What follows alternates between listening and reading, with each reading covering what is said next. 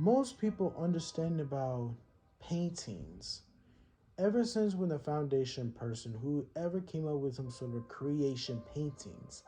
It seems like it's understanding about every single graphic and desire about the painting work, and it seems like it's magnificent.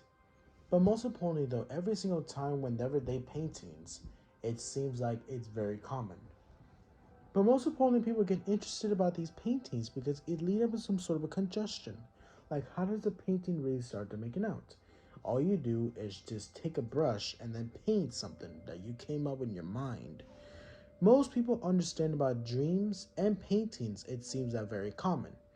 But what I do know is that it's just gonna lead up with some sort of a biggest efforts. But what I do tell is gonna change some frequency every single moment. We know that there's gonna be some sort of coincidence fabrications about the paintings.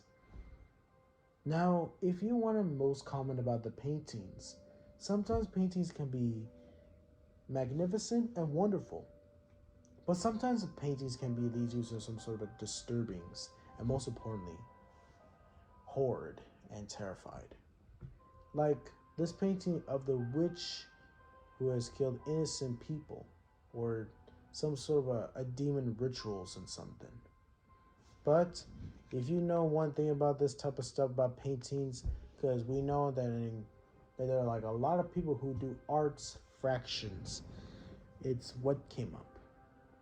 Now, if you want to contact down in a link below about some sort of a mysterious wonderings about the darkness world that's consumed people's heads, contact Model. Models is like a thing. You can either painting them. It's just like paintings, but you use them in a model.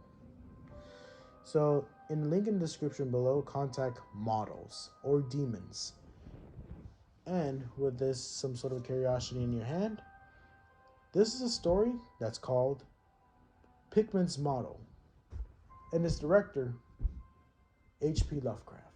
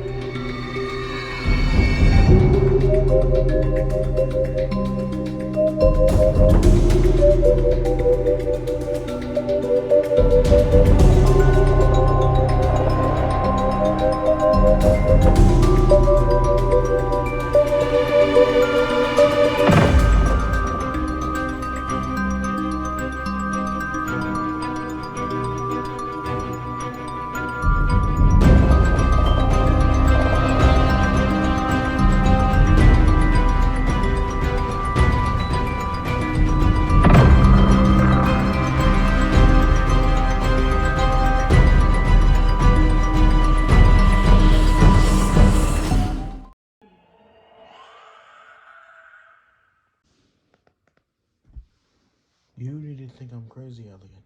Plenty of others have queer produced in this.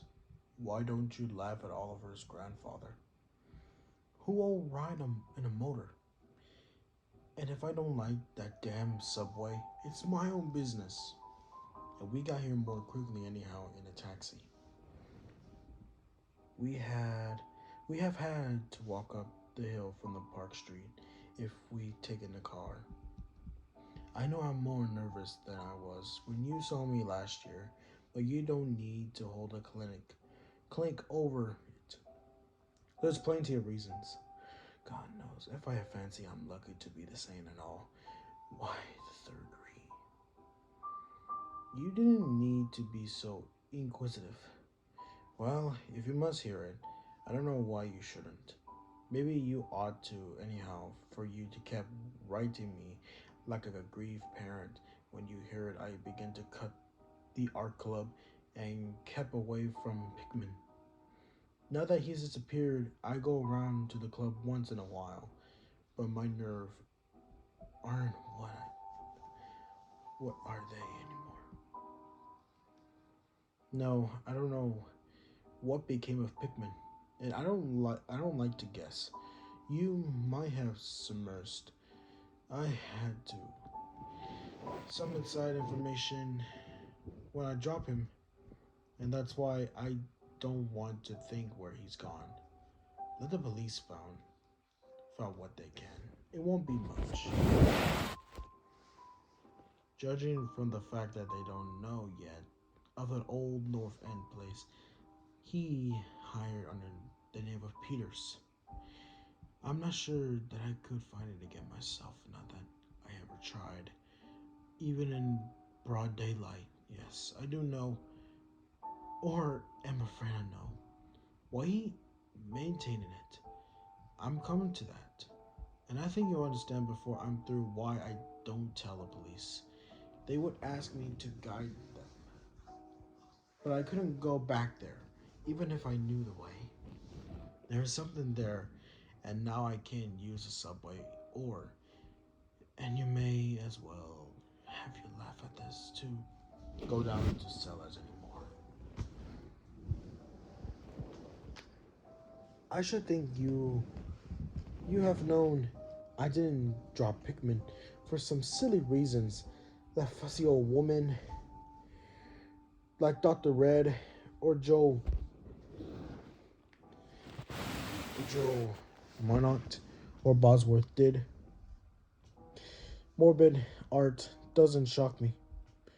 And when a man has the genius Pickman had, I felt it an honor to know him. No matter what the direction his work takes, Boston never had a greater painter than Richard Upton Pickman. I said it at first, and I say it still. And I never served an itch either. When he sued, that cow feeling that he remembered was when the mine had caught him. You know, it took profound art, it profound insight into nature to turn out stuff like Pickman's. Any magazine's cover hack can splash paint around widely and call it a nightmare or a witch's Sabbath or a portrait of the devil. But only a great painter can make such a thing really scare or ring tune. That's because the only real artist knows the actual autonomy of the terrible, or the psychology of fear.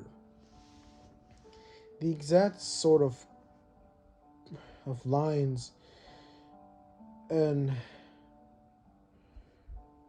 you know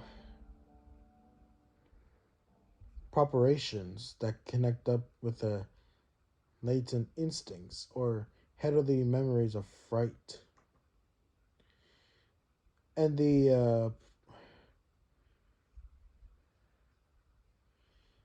proper color contracts and lightning effects to steer the doormat's sense of a strangeness. And I don't have to tell you why the fusel really brings a silver while a cheap ghost story. Frostbite merely makes us laugh. There's something those fellows catch beyond life that they're able to make us catch for a second. Door had it.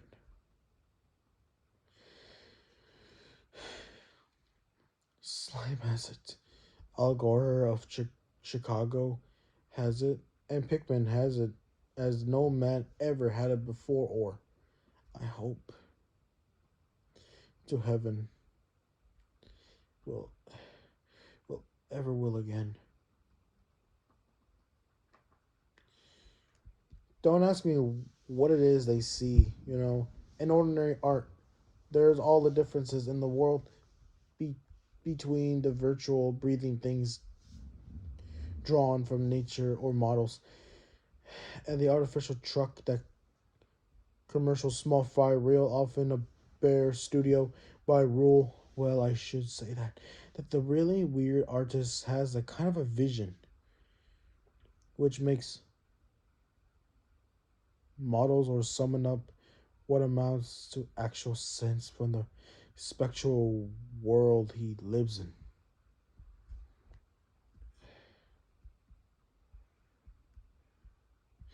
Anyhow, he managed to turn out the results that differ from the pretender's mince pie dreams in just about the same way that the lives painter's results differ than a concocious or copper spend school cartoonist.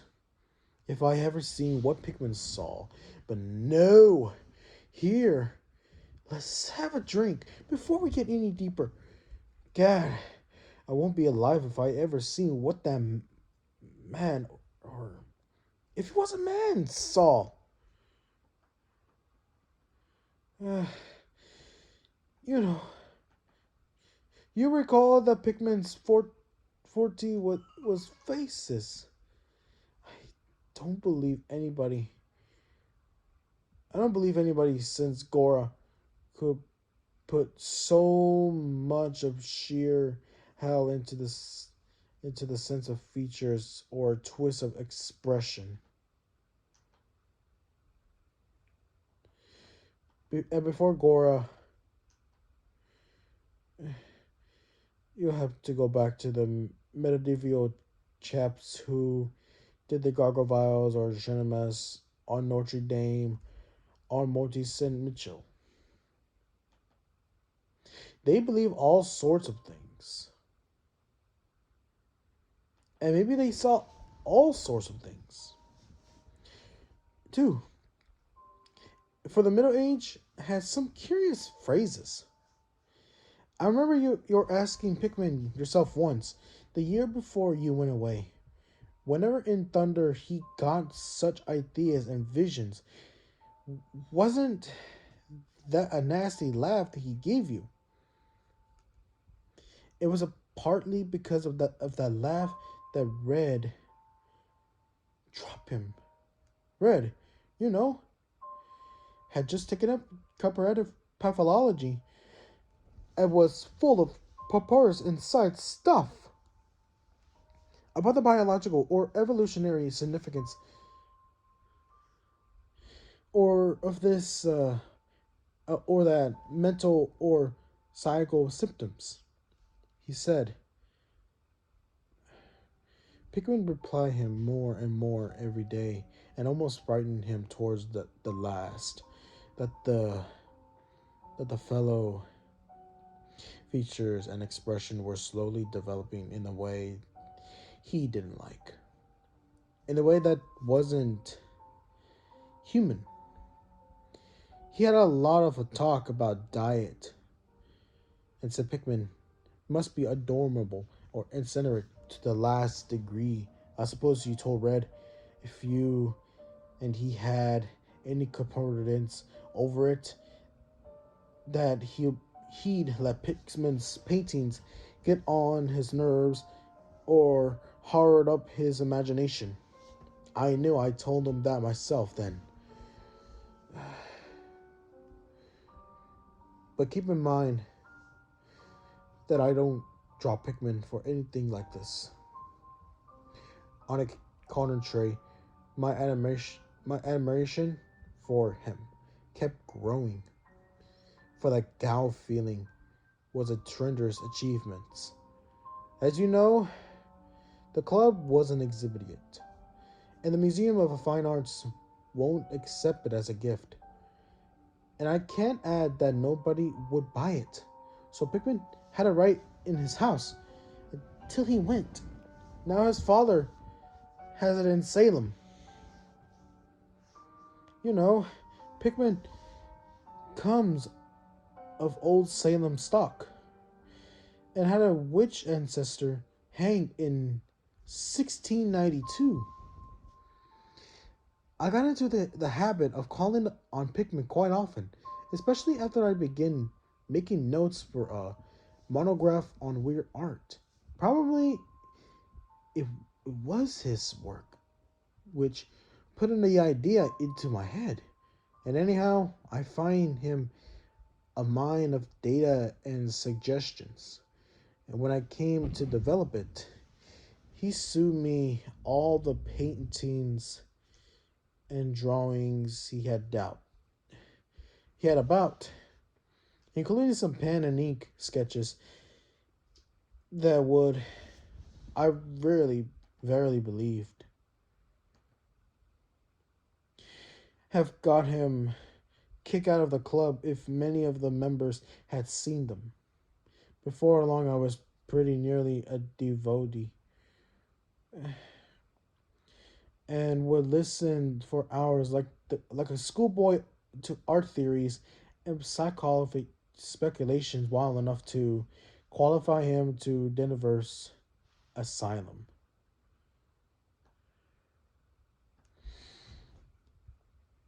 My hero worship, coupled, get very confidential with me.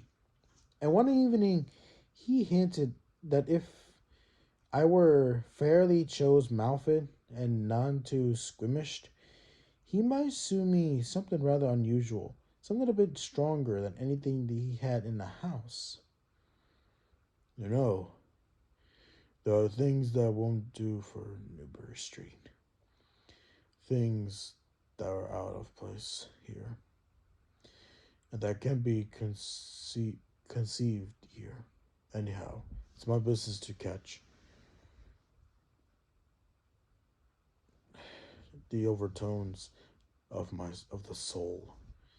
You won't find these in a parvenu set of artificial streets on Maitland. Black Bay is in Boston.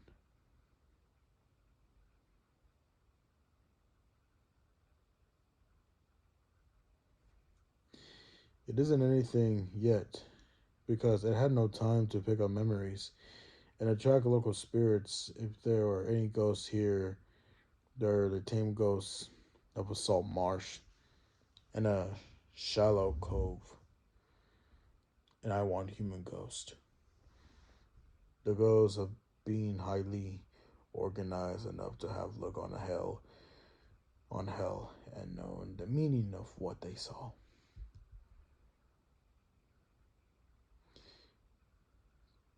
The place for an artist to live in the North End, and if any aesthete were sincere, he put up with the slums for the sake of a master traditions. God, man, don't you realize that the place like that weren't merely made, but actually grew? Generations after generations lived and felt and died there. And in days when people weren't afraid to live and feel and died, don't you know there was a mill on Crops Hill in 1632? And that half of a present street were laid out by 1650. I can shoe your you house that have stood 2 centuries, and I have a more houses that have witnessed what would make a modern house crumble into powder. What do moderns know of life and the forces behind it? You call it the Salem witchcraft of a delusion? But I'll wage my 4 times great grandmother could have told you things. They hang her on Gallows Hill. And Content Mather, looking scandalously on. Mather, damn him, was afraid somebody that might succeed in kicking free of this accursed cage of Maranani. I wish someone had laid a spell on him or suck his blood in the night. I can show you a house he lived in, and I can show you another one he was afraid to enter in spite of all his fine bold talk. He knew things that he didn't dare put into that stupid Megaliga or that primitive wonders of a visible world. Look there, do you know the whole North End once had a set of tunnels that kept certain people in touch with each other's houses and buried ground, and the sea let them prosecute and persecute above grounds. Things went on every day that they couldn't reach, and voices laugh at night that they didn't place. Why, man? Out of the 10 surviving houses built before 1700s and not moved since I waged that an 8. I can show you something queer in the cellar. There's hardly a month that you didn't read of workmen finding bricked up arches and well leading nowhere in this or that old place that comes down. You could see one near Henchman Streets from the elevated last year. There were witches. There were witches and what their spells summoned. Pirates and what they brought in from the sea. Smugglers, privateers. And I tell you, people know how to live and know how to enlarge the bonds of life in old times. This wasn't the only world that bold and wise men could know. And to think of today in contrast, with such pale pink brains that even the club of supposed artists that shudders and collusions if a picture goes beyond that feeling of the beacon street's tea table. The only saving grace of the present is that it's too damn stupid to question the past very closely. What do maps and records, guides, books really tell of a North End? Well, at a guess, I'll guarantee to lead you to 30 or 40 allies and networks of alleys north of Prince Street that aren't suspected by 10 living things and 10 living beings outside of a foreigners.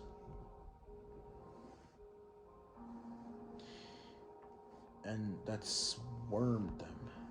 And what do these Dagos know of their meeting? No, Tuber. These ancient places are dreaming generously and overflowing with wonder and terror and escapes from the commonplace. And yet, there's not a living soul to understand or profit by them. Or rather, there's only one living thing, soul. For I haven't been digging around in the past for nothing.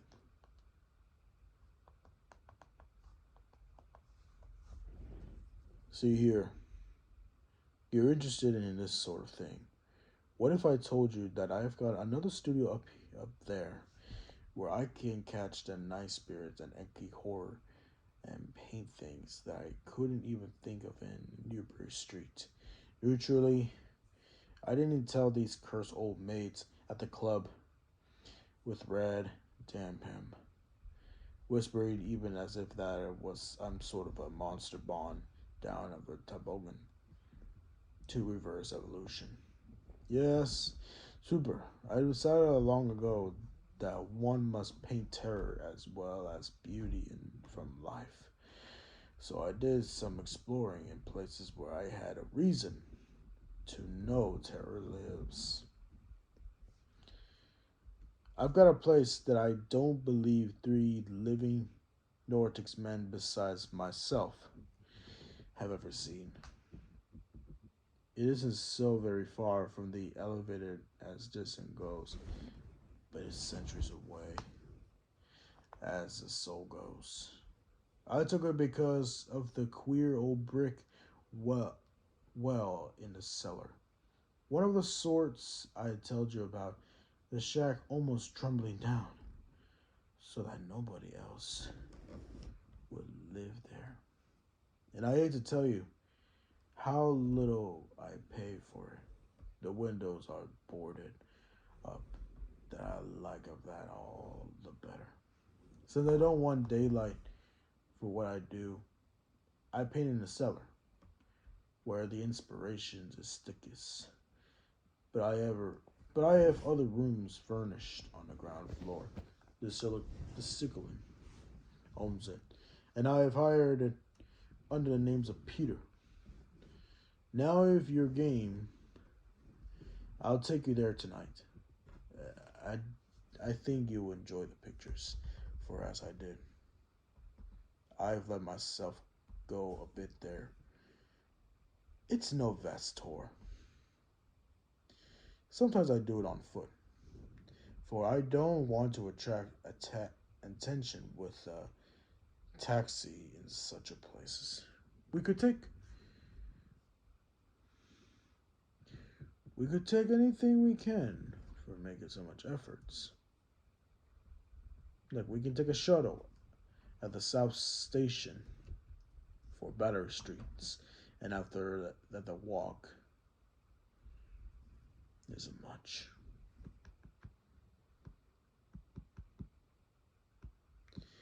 Well, Elliot, there's wasn't much for me to do after that Hungary, but to keep myself from running instead of walking for the first visit.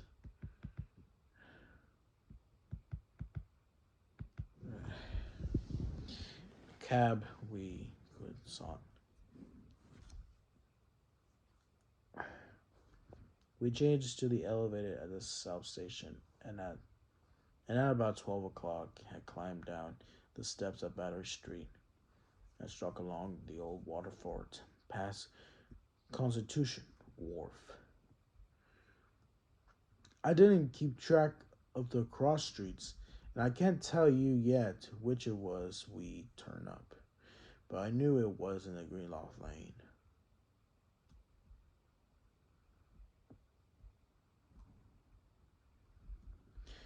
When we did turn, it was to climb though the deserted length of the oldest and dirtiest alley I ever saw in my life, with crumbling looking gables, a broken smell pane windows, and arched chimneys that stood on a half disintegrated against the moonlit sky. And I don't believe there was like three houses in sight that hadn't been standing in the constant matter time. In the constant matters time. So certainly I glanced at least two with an overhang, and once I thought I saw a peak roof line of an almost forgotten pregamble type.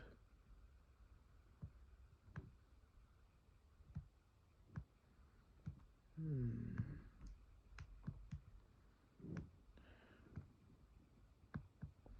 Though antiquations tell us that there are none left in Boston.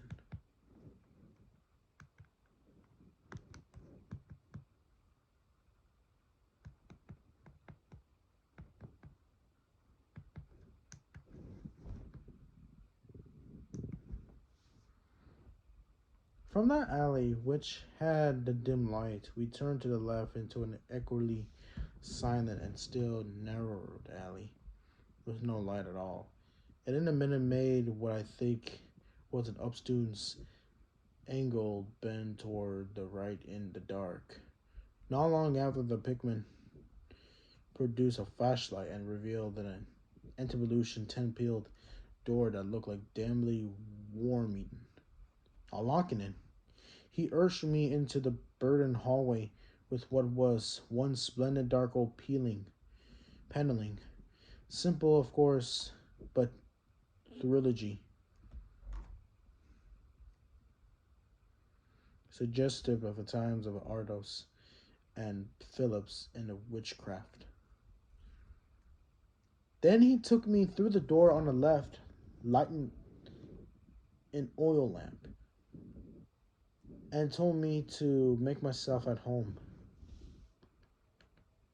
Now, Elliot, I'm what the man in the street would call fairly hard boiled. But I'll confess that what I saw on the walls of that room gave me a bad turn. There were his pictures, the ones he couldn't paint or even sue in Newbury Street. And he was right. When he said he had let himself go, here, have another drink. I need one anyhow. There's no use in my trying to tell you what they were like, because the awful, the blemhurstness, horror, and the unbelievable loathsomeness and mortal fortor came from the simple touches quite beyond the power of the world to classify.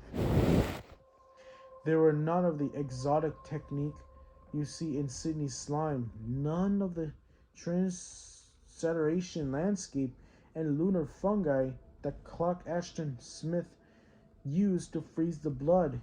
The rooms or simple vaults of Mansory, Cobb's Hill buried ground,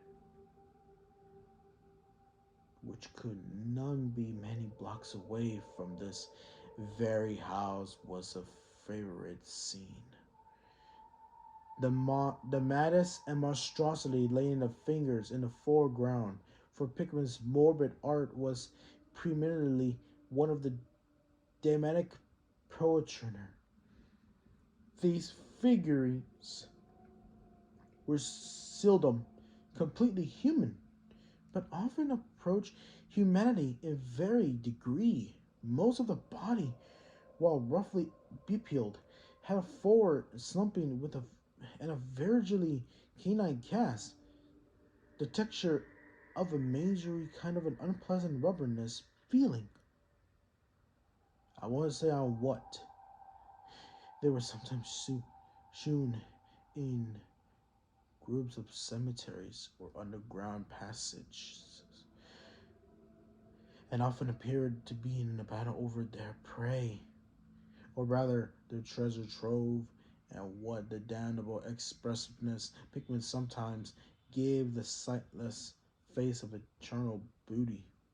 Occasionally, the things were soon leaping through the windows at night, or squatting on the chests of sleepers, worrying at their throats.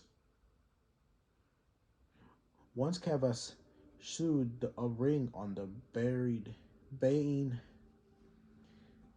about a hanged witch on Gallows Hill, whose dead face held at a close kinship to theirs. But don't get the idea. What was all this hideous business of theme and setting which struck me faint? I'm not a 3-year-old kid, and I've seen much like this before, but it's the faces, Elliot. Those accursed faces that leered and slavered out of the canvas with the very breath of life. By God, man, I very believe that they're alive. The Gnome's wizard had waked the fires of hell in Pigment, and his Rush had been a nightmare spawning wand. Give me that decanter, Elliot.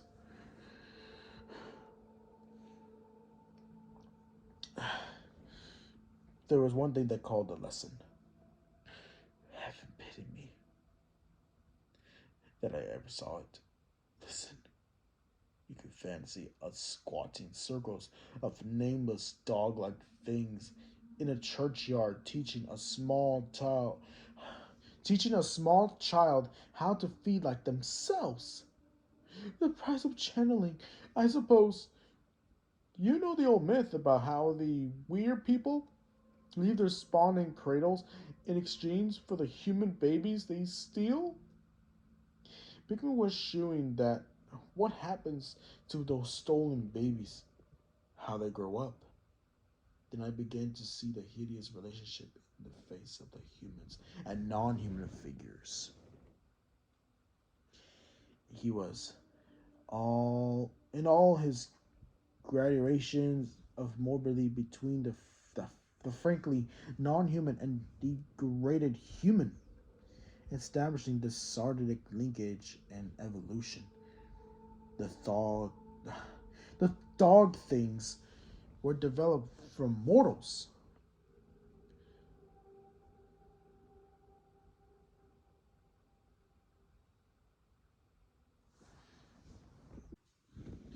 And no sooner I had wondered what he made of their own young as left with mankind in the form of the changelings. Then my eyes caught a picture embodied that the very thought. It was at one of those ancient Puritan interior, a heavily beamed room with lattice windows, a settle, a chimney, 17th century furniture, with a family sitting about while the father read from the scriptures.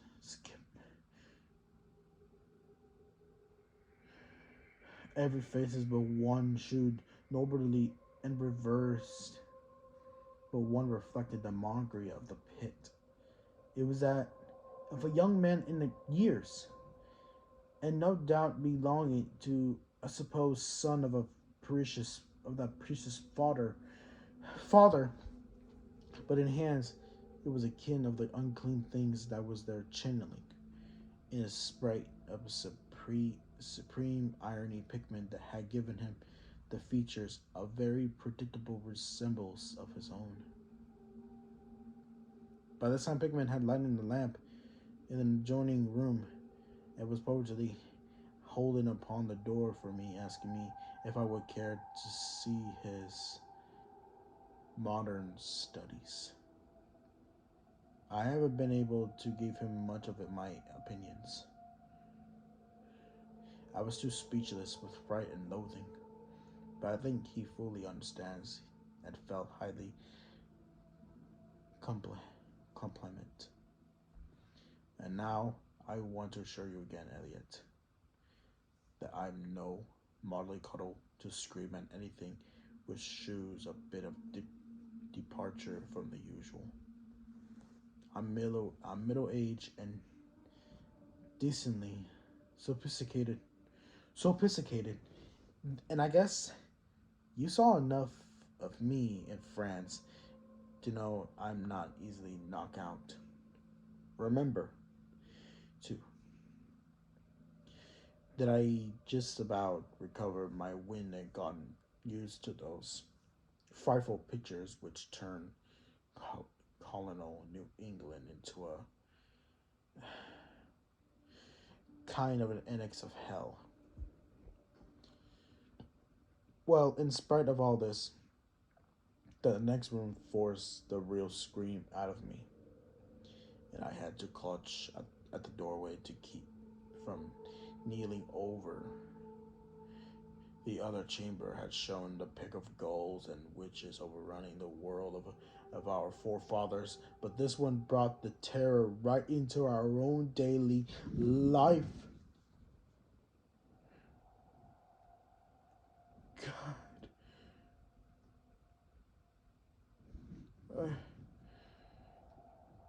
God, how could that man could paint?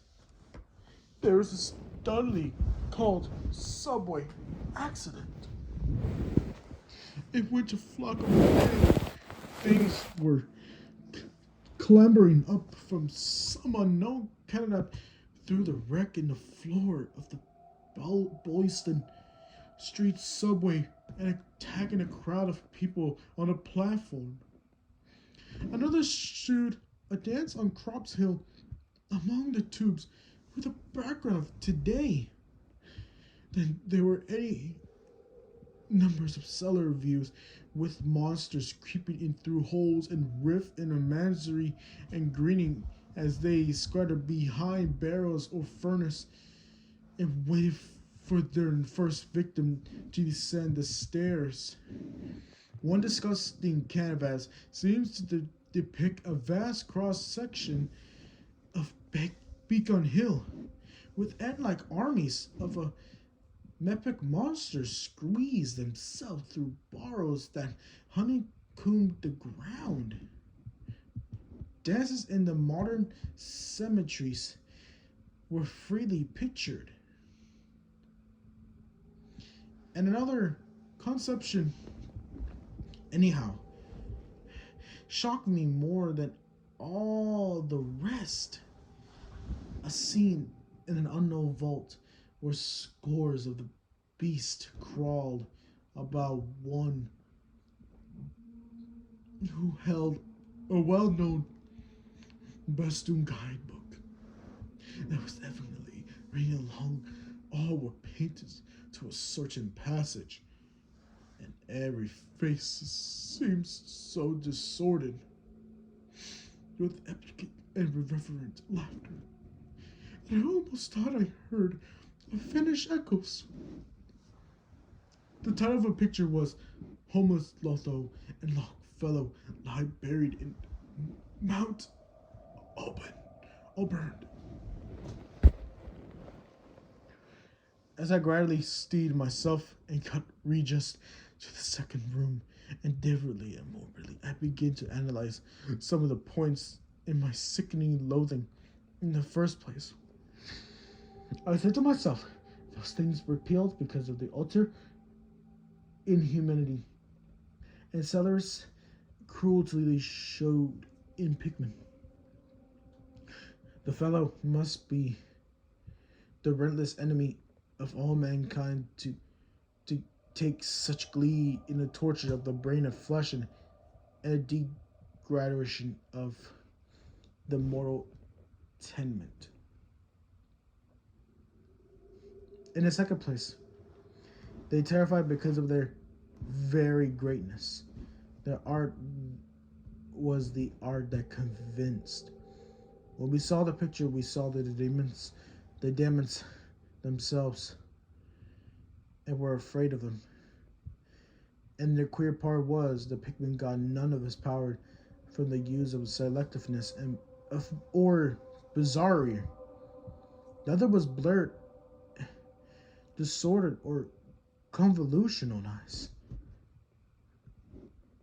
Outlines were sharp, and lifelike details were almost painfully defined in the faces. It was not any mere artist's inspiration that we saw.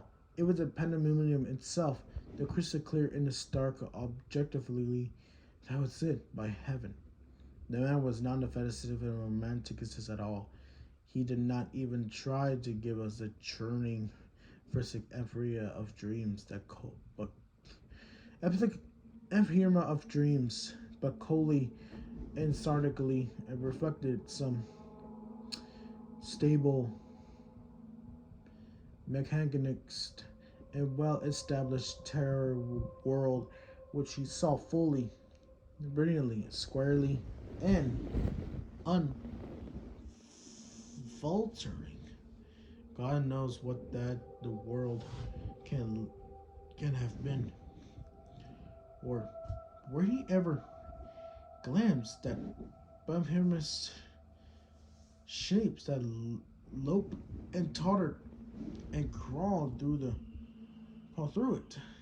But whatever the baffling source of his image, one thing was plain: Pickman was in every sense, in conception and in execution, and a thorough, painstaking, and almost scientific realist.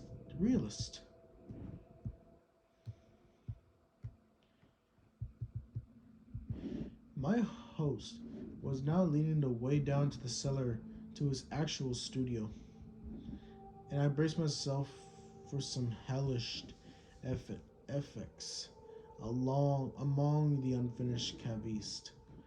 As we reached the bottom of the damp stairs, he turned his flashlight to a corner of a large open space at hand, revealing the circular brick curb of what was evidently a great well in the earthen floor. We walked nearer, and I saw that it must be 5 feet across.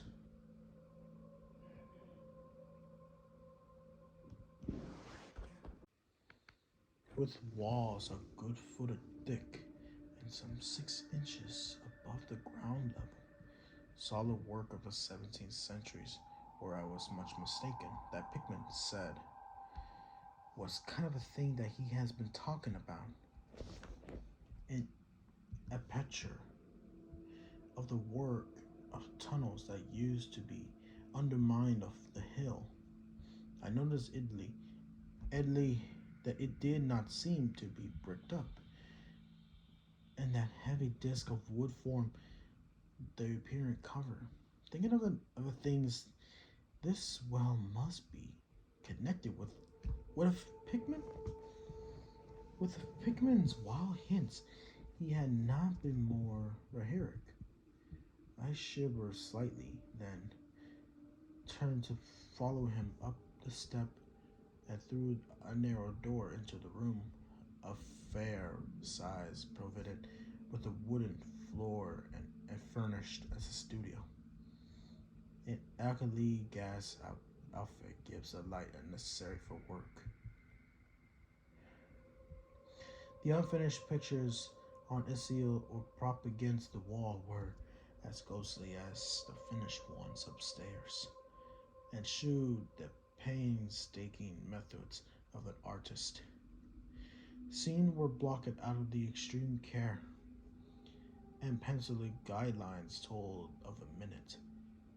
Exaggerated with Pickman's using getting the right perspective and preparation. The man was great. I say it even now, knowing as much as I do. A large camera on the table excited my notice. A Pickman told me that he used it in gray scenes for background, so that he might paint them from photographs in the studio instead of cartooning his outfit around the town for this or that view. He thought a photograph quite as good as an actual scene or model for sustained work, and declare he employ themselves regularly.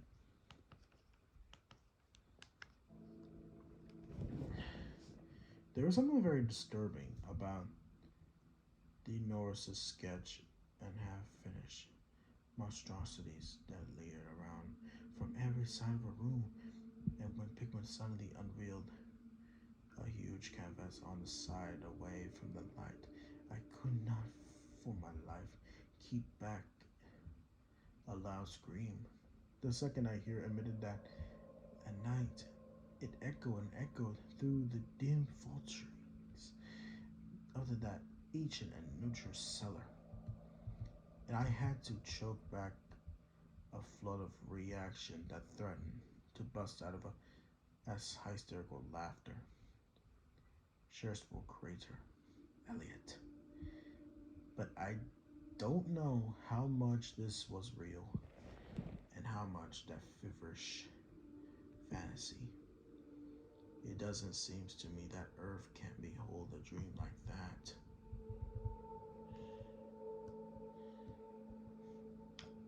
It was a coastal and nameless blasphemy, glaring red eyes, and it held in barbary claws. A thing that he had been a man gnawing that the head as a child nibbles at a stake of a candy. Its position was kind of a crouch, and as one looked, one felt that at any moment it might drop any its present prey and seek a juicier morsel. But damn it all, it wasn't even the fiendish subject that made it such of an immortal fountainhead of a all panic. Not that, nor the dog face with its pointy ears, bloodshot eyes, flat nose, and drooling lips. It wasn't the scarly claws, nor the molded cake body, nor the half-hoofed feet. None of these, through any one of them, might well have driven the excitable man to madness. It was a technique, Elliot. The curse, the impetus, the unnatural technique. As I am a living being, I never elsewhere saw the actual breath of life so fused into a crevice. The monster was there. It glared and gone and gone and gone and glared, and I knew that only a suspension of a nature's laws could never, ever let a man paint a thing like that without a model,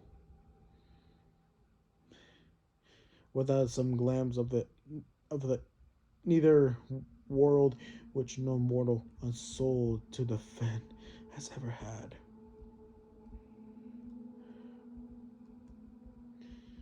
Pinned with a thumb thack to a visible part of a canvas was a piece of a paper not badly curled up properly. And I thought a photograph from which a Pickman's meant to paint a background as hideous as a nightmare has to enhance. I reached out and uncurled and looked at it, when suddenly I saw Pickman start as if shot. He had been listening with peculiar instantly ever since my shocked scream and had walked unaccustomed echoes in a dark cellar. And now he seemed struck with a fright which have not comparable to my own, and had it more of the physical than, but had it more of the physical than of the spirituals. He drew the revolver and motioned me to silence, then stepped out into the main cellar and closed the door behind him. I think I was paralyzed for the instant. Emanating Pickman's listening, I hear a faint scurrying sound somewhere, and a series of squeals, and bleats in a direction I couldn't determine. I thought of a huge rats and shuddered. Then there came a subdued sort of a clatter, which somehow sent me in all of a ingooshfesh, a furtive, grouping kind of a clatter, though I can't attempt to convey what I mean in words. It was like heavy wood falling on a stone or brick. Wood on brick. What did that what did that make me think of, huh? It came again, and louder. There was a vibration, as if the world had fallen further. And it had been fallen before. After that followed a sharp, grunting noise. A shout of gibberish from Pickman, and the deafening discharge of all 6 chambers of the revolver,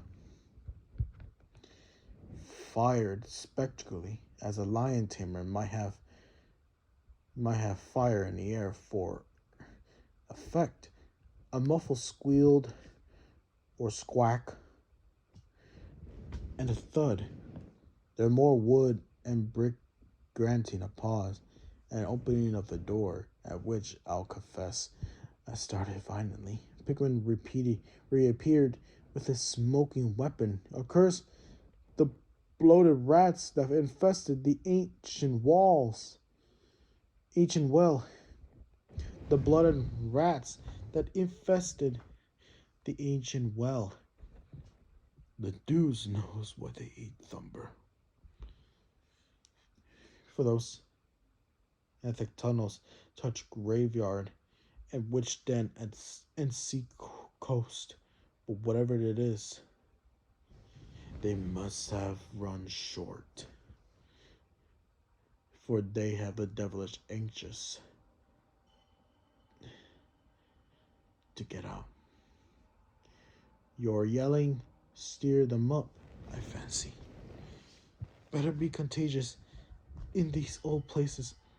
Our rodent friends are the one drawback. Though sometimes I think they are the positive upset by way of atmosphere and color. Well, Elliot, that was the end of the night's adventure. Pickman had promised to show me the place, and heaven knows, he had done it. He led me out of the tangle of an alley in another direction, it seems, for when we saw the lamppost, we were in a half-familiar street with a monotonous rows of mangled and trimmed block and old houses. Charter Street. It turned out to be. I was too flustered to notice just where we hit it. We were too late to be elevated.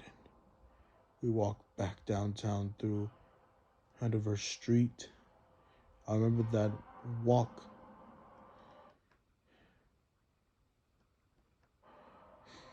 We switched the tournament up back on, and Pickman left me at the corner of Joy, where I turned off. I never to spoke of him again. Why did I drop him? Don't be impatient. Wait until I ring for coffee. We had enough of the other stuff, but I, for one, need something. No, it wasn't the paintings that I saw in that place, though I'll swear they were enough to get him arrested. In 9/10 of the homes and clubs of Boston. And I guess you won't wonder now why I have to steer clear of subways and cellars. It was something that I found in my coat the next morning. You know, the curled up paper tackled of that frightful canvas in the cellar.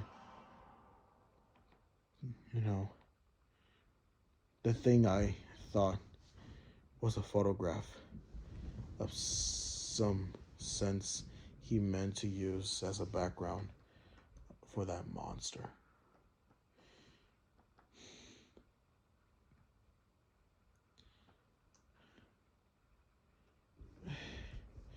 That last scare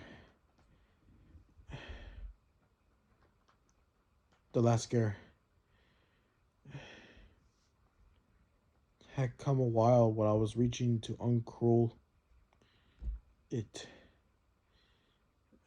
It was something. Something.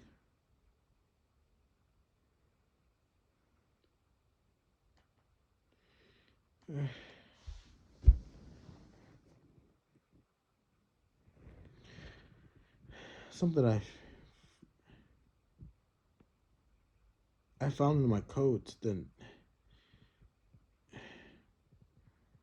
the next morning, the curl of paper tackled that frightful canvas in the cellar. That thing that I was thought it was a photograph.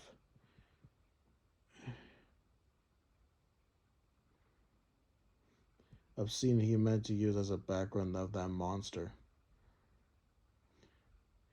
The last scare had to come a while I was reaching to uncurl it, and it seems that I had vastly crippled it to my pocket. And it seems I had vacantly crippled it into my pocket. But here's a coffee. Take it black, Elliot, if you're wise.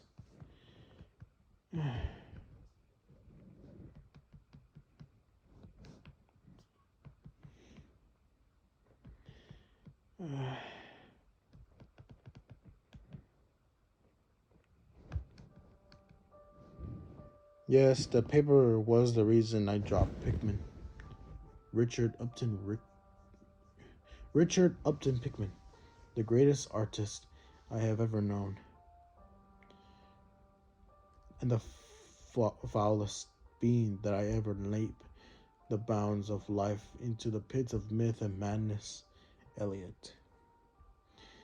The old red was white. The old red was right.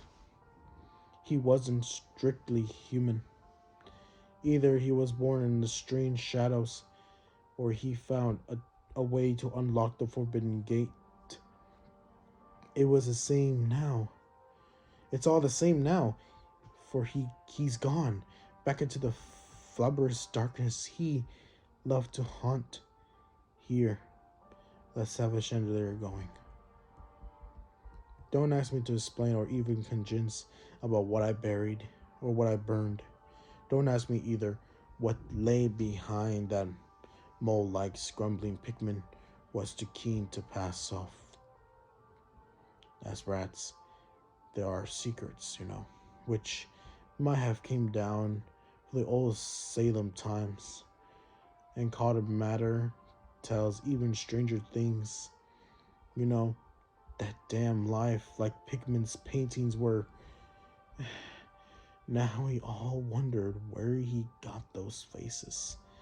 Well, that paper wasn't a photograph of any background after all. What it showed was simply the monstrous being he was painting on the awful canvas. It was a model he was using, and its background was merely a wall of a cellar studio in a minute detail. But by God, Elliot, it was a photograph.